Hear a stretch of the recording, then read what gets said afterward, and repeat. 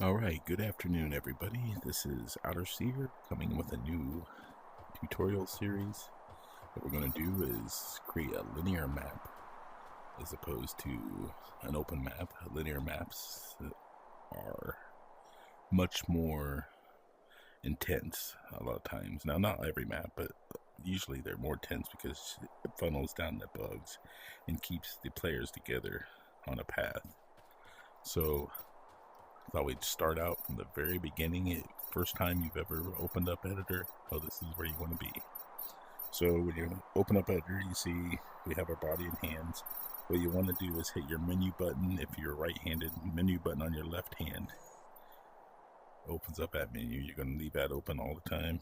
Then hit your X button on your left controller and turn on precision mode. This is where you're going to want to work always. Now let's go down right here to settings, this little settings toolbar. This is going to be on for you. What that does is when you create, it's just going to be real quick. I'm not going to spend a lot of time here. You can drop spawners, you can drop the crystals, but the problem you'll have is, as you see, if you, so let's pick out something easy. You can never see them the first 7 times. So you want to put a nest in there.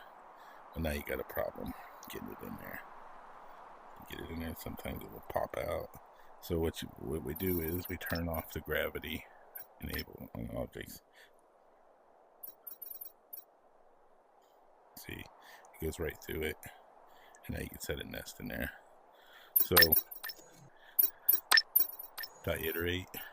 We want to turn off enable gravity on objects. Make sure your autosave is not turned on. Now me, I always keep it on auto, always scale objects proportionally. I have friends that do not, and it's amazing to watch them work because it's pretty cool. Now, some of the biggest tools you use in here is a lock all objects, box selection, and your snap rotation.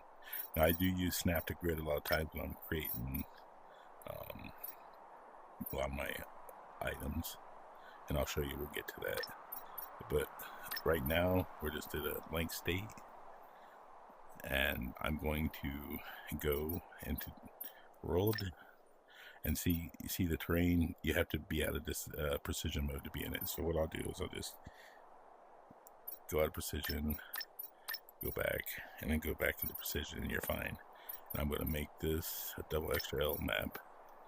Now, I use the double extra large maps for almost everything, but really my maps play like medium maps. I just use the space to create a bunch of landscape and what have you.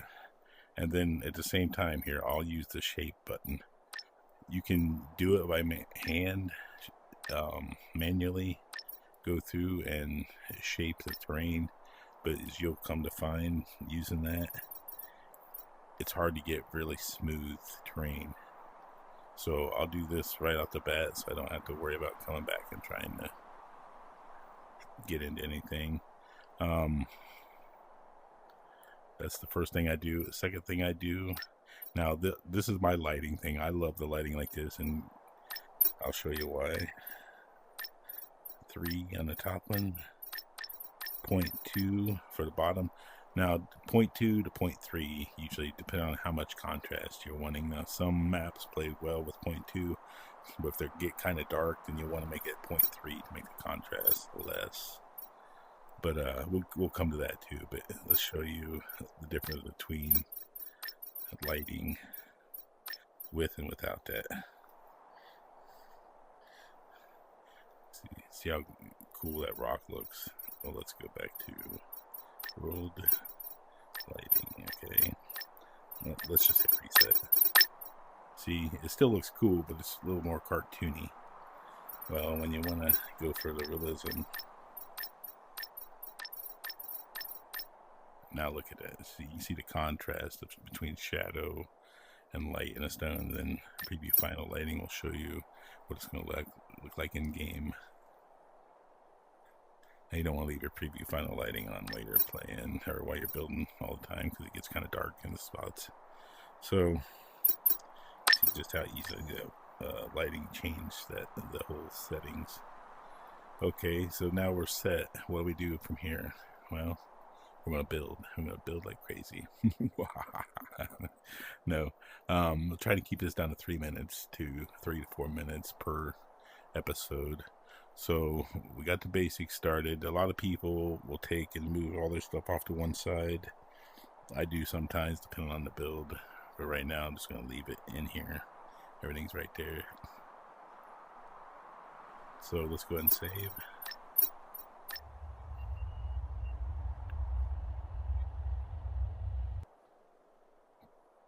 And while we're here, let's go ahead and cover the landscaping.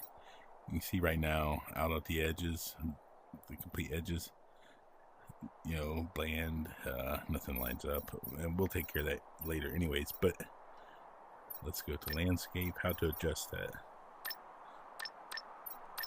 Oh, we gotta choose landscape first. Okay. You can see what that's doing.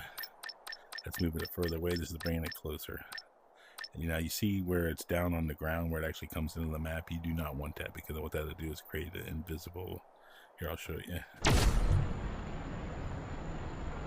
It's non-walkable, and it becomes invisible. You go inside of the mountains. You don't want that.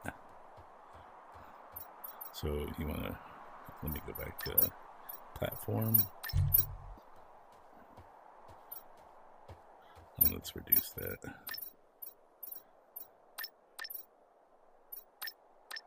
I see I still have some on the edges over here. We want to get rid of that too. There we go. Now, if you wanted the tall mountains, then you can increase the height right here.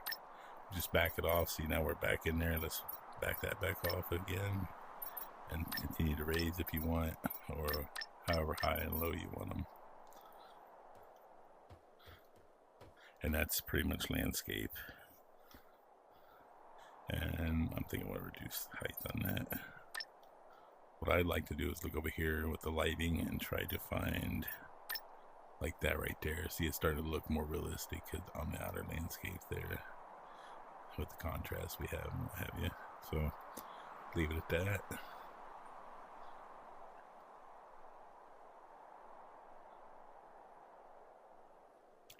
And I think that's where we'll end this session.